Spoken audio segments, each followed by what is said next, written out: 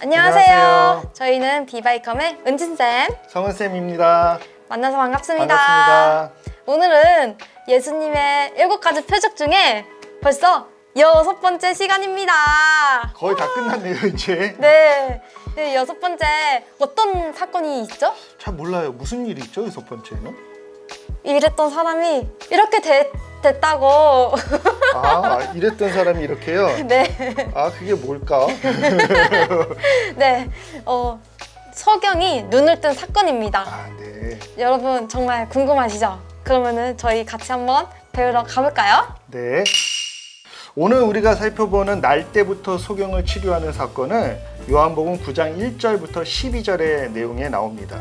그런데 언제나 그렇듯이 이 요한이 이런 예수님의 7 표적으로 대표되는 예수님에 대한 설명들을 할 때에는 우리가 약간 그 구약적인 개념들 안에서 요한이 예수님을 어떻게 봤느냐라는 부분을 이해할 필요가 있어요.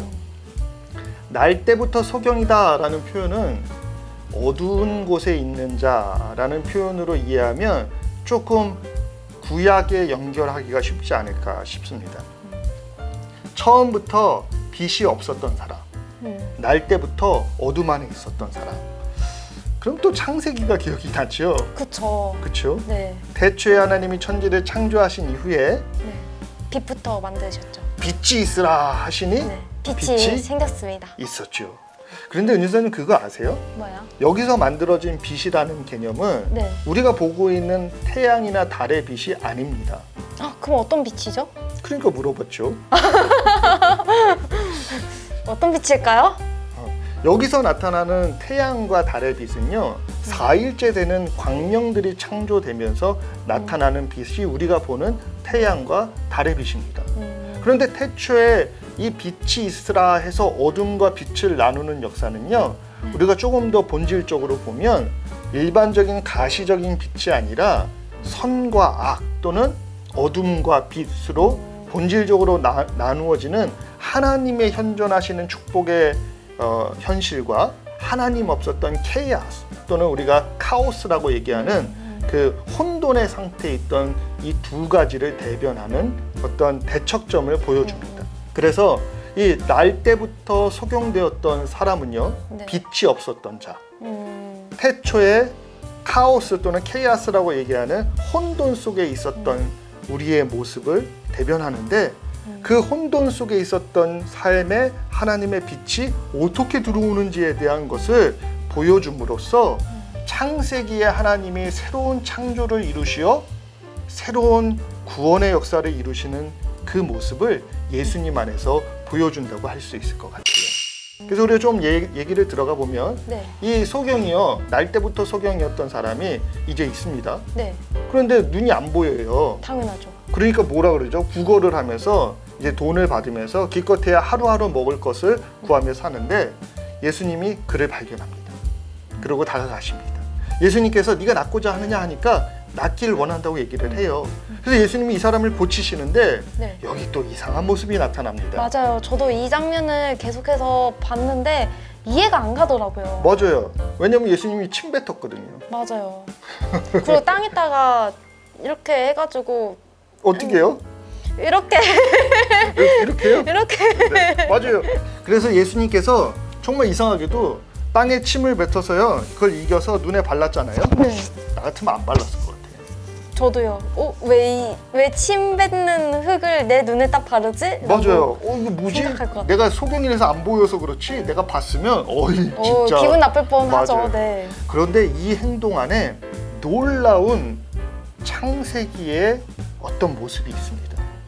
어떤 장면이 있죠? 혹시 3장에 나타나는 네. 하나님이 인간을 창조하실 때 모습이 기억나나요? 흙으로 빚어서 맞습니다. 하나님의 손이 땅의 흙을 빚어 인간을 만드신 이후에 그 코에 생기를 불어넣으니 생명이 되었다라는 본문. 맞아요. 아무것도 없던 곳에서 인간을 창조하시는 하나님의 손길처럼 흙으로부터 생명을 창조하는 그 역사. 어둠만 있던 곳에 빛이 나타나듯이 이 태어날 때부터 어둠 속에 있었던 이 소경을 하나님의 새 창조 속으로 초대하시는 손길을 발견하게 됩니다. 너무 놀라운 것 같아요.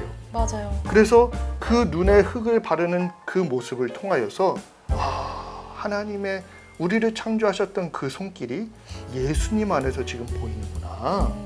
예수님이 그 하나님의 흙을 이기셨던 그 모습을 지금 요한은 바라보면서 이분이야말로 하나님의 아들이시오, 이분이야말로 우리의 참 구원자시구나를 발견하고 있는 것을 보게 됩니다. 그래서 이 날 때부터 소경된 자의 삶 안에 하나님이 손을 대시니 그의 눈이 어떻게 됩니까?